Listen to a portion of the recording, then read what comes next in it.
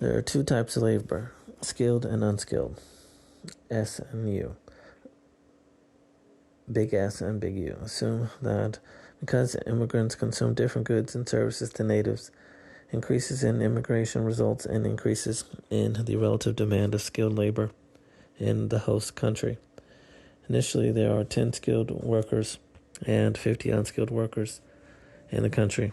Assume that there is an inflow of 10 skilled immigrant workers to the host country.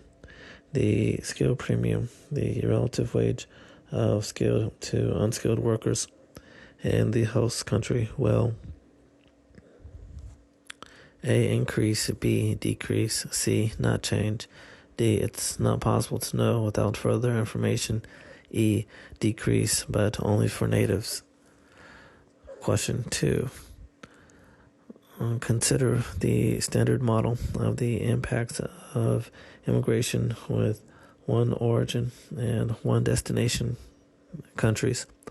If labor demand in the destination country was perfectly elastic, immigration would cause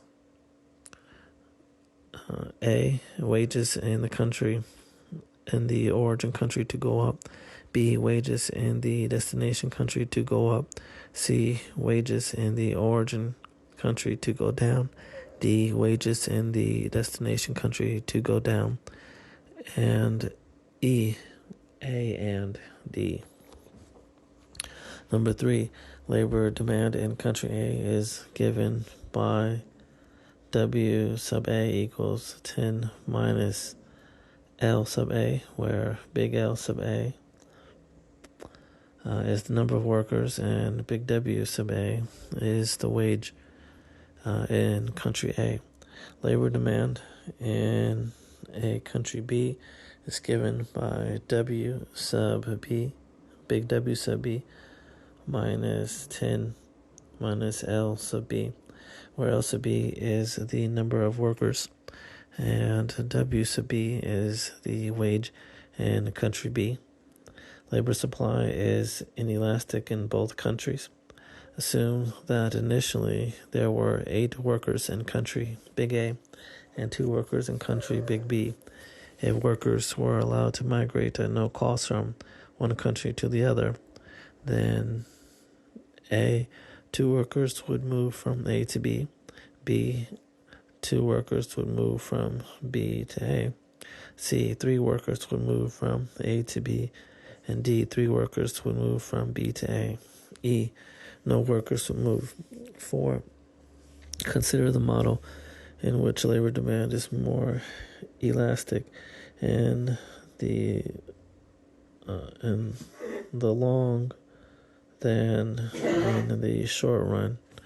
Relative to the long run, the impacts of immigration in the short run will be characterized by a smaller change in wages, a smaller change in the number of employed workers.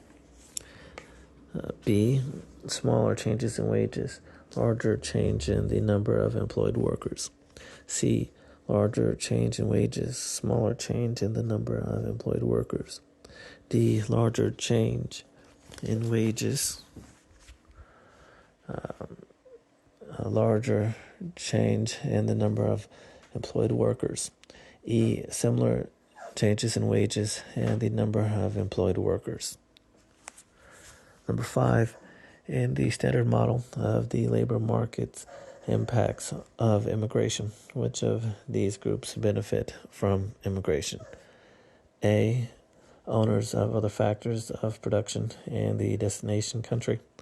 B, owners of other factors of production in the origin country. C, immigrants themselves. D, A and C. E, B, and C.